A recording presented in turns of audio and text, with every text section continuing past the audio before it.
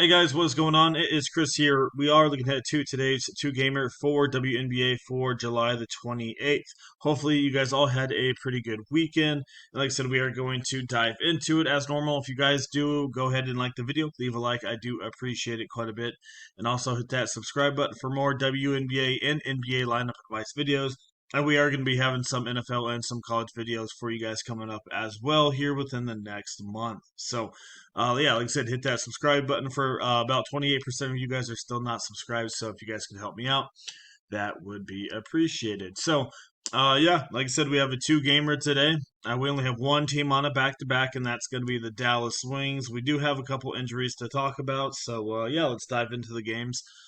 We have Seattle Storm taking on the Connecticut Sun here. We have a 157 and a 12.5, so it's a pretty low score. I mean, total. Both these teams are pretty slow. Storm are ranked ninth, and Connecticut's ranked 11th in pace, and both of them are in the back end on points per game. So that's why their total is so low. Let's go check out the starting lineups here for Connecticut. One thing I do want to mention here is Nelson Odoa. She did not start last game. It was actually Morrow who got the start. So I don't know if she's kind of on the ban list right now. She did have 6 fouls, I think, in 9 minutes. So we'll have to see what Connecticut does. I don't mind going Morrow here. It's not the greatest matchup. Like I said, it's a slow game, but she's an okay mid-range option if she's going to start at 4,800. I guess her price did go down a little bit. So if she starts, we'll see. It is a back-to-back here. She played 23 minutes. She also was in slight foul trouble as well. So I don't know if you can really trust her or Olivia in this one, but I just wanted to let you know that she did not start at 9 minutes. So I don't know what really happened there. So keep an eye on that. Tina Charles always in a good spot. Really not on a good team as we know, but she's always in a good spot even against Seattle. That's her old team. Had 34.5 last time out, so I think she's in a good spot for cash games.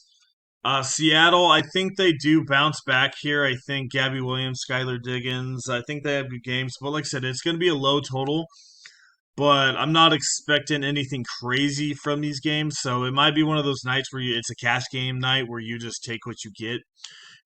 Gabby Williams does not play big minutes recently, so that's the only bad thing. Her minutes are kind of in down, and it's another potential blowout game. And she's 71, so little expensive here. I think if you had the pick, I would go Skylar Diggins. Also, she only played 23 minutes and 24 against Chicago. And this could be another blowout game, so we'll have to see what's going on. I think Erica Wheeler, though, no matter what, at 58, I think she's good for about 23 to 26. I think she's a good, solid cash game play. Even in a blowout, she had 31 minutes. She had 5 turnovers, so she didn't have that. She'd still have a normal good game. So at Wheeler at 58 is looking pretty dang good. You can mess with some of these Connecticut guards. I just don't think I need to go that way. I do want to mention Tiffany Mitchell has been getting minutes, but she has not been doing anything at all with her minutes. But like I said, she's getting big minutes. So if you're playing 100 lineups, go put her in one lineup. Maybe she go get you 18.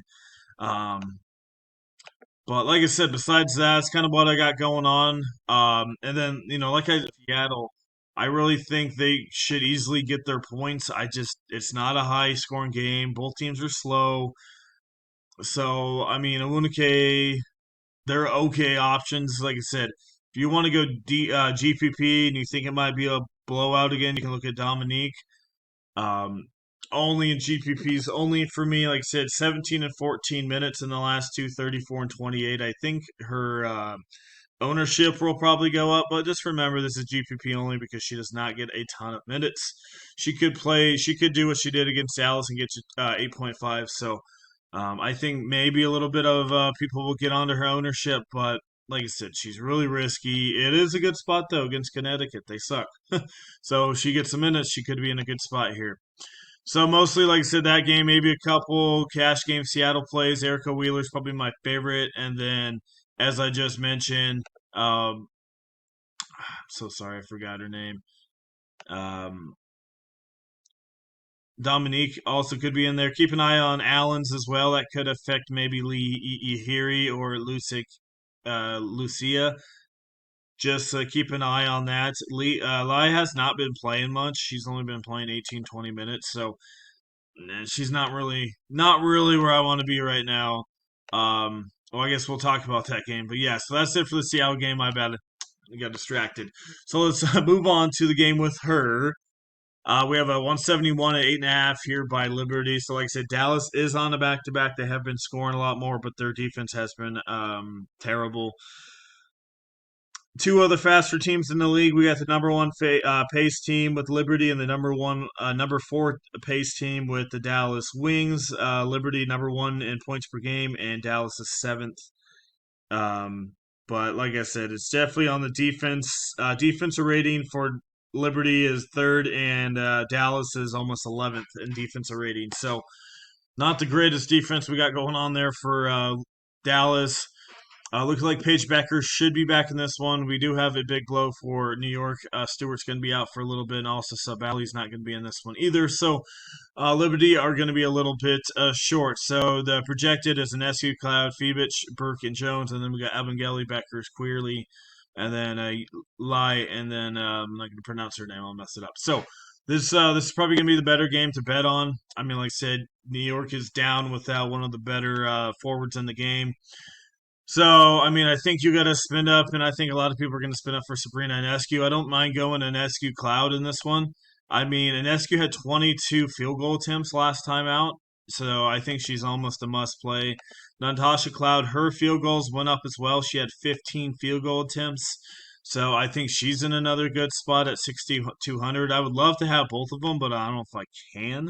But I don't mind going for both of them there. So. We got Haley Jones at 5,200. She's not too bad. Her field goal percentage, I mean, her usage rate isn't crazy high, but she's pretty productive, as you can tell. She comes off the bench at 52. I think she's in a good spot. She's taken on a little bit harder Liberty team, but we can look at her.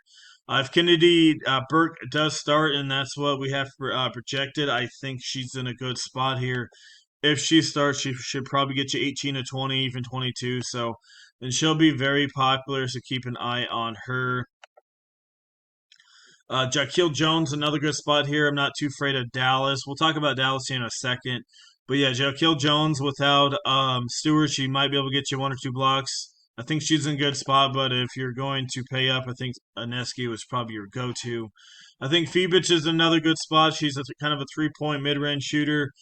And without Stewart in there, they're kind of need her. So she's also not bad on the defense as well. So Fibich at 5'7" in a good spot. And then not really messing with the Dallas too much here.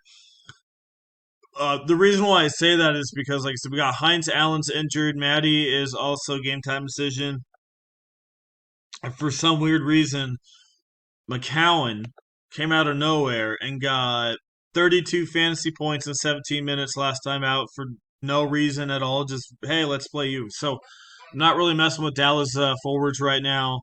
And that's kind of what we're looking at. Harrison could be an okay GPP option. So let's go try to build you guys a skeleton lineup. Go add a couple people here. So like I said, I really do like Sabrina Ionescu. I think she's in a good spot. Really don't mind doubling down here with Natasha Cloud. And then, honestly, I don't mind going Burke either if she starts. I know that sounds crazy, but I really don't mind it. I mean, Burke's more of a forward in this one. So if you want to go that way, you can. If you're like, hey, that's too many guards, quote unquote, you can go to Haley Jones if you want at 5,200. But I think Burke's fine at 45 if she starts. If she doesn't start, she's still playable, but more of a GPP play. So that gives you 5,400. Like I said, if you're playing GPP, you can go with Dominique. That's GPP only. If Morrow starts, she could be in an okay spot. I do worry about foul trouble with her. That's the big thing with her.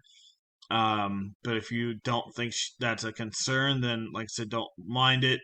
But like I said, you got to look at Dallas here. I mean, if Hines Allen starts and it's not limited, she could also be an okay GPP play if she starts. Got Isabel Harrison. Like I said, you have no Stewart. She only played 13 minutes last time against LA. She still had 11 fantasy points. So we'll have to see who starts. Is it going to be Burke or is it going to be Harrison? I mean, I still think Harrison's in play at 4,900. I think she can get you 18 to 20. I think she's going to be part of this this rotation here, especially if Jones gets in foul trouble. So if you don't want to go with Morrow and you're slightly scared of that, I think that puts you at your four man. I think you could do four in WNBA. If I'm wrong, I apologize. But so yeah, that's what I got going on there. I really don't mind having two or three of them. I really don't. They're so cheap, and like I said, if you want to spend up, Jaquil Jones, Tina Charles is an all right option. Over there at the at the forward position. And other guards that I don't mind looking at, like I said, Erica Wheeler at 5,800. If you don't want to go to Cloud, you can definitely go to Erica Wheeler, save a little bit. That gives you to go get a couple, one higher and two mid range players. And I think that's mostly it that I'm looking at. I don't see anyone really cheap that you have to go down to. Um, uh, Jonas, I think that's who you say name. She could be a deep GPP only option. She's been playing half decent. She's only 4,100, and like I said, she had 19 minutes, so a couple more minutes than normal without Stewart. And like I said, at 4,100, you only need maybe 13, 14, and then you could easily like I said, go GPP for sure if you wanted to do that. Like I said, if you go that way, that gives you 56, but our usage rate's not too high. So thanks for watching. I appreciate it. Once again, if you guys do find this video helpful, leave a like. I appreciate it. And also hit that subscribe button for more WNBA, NBA, and also NFL and college football coming up.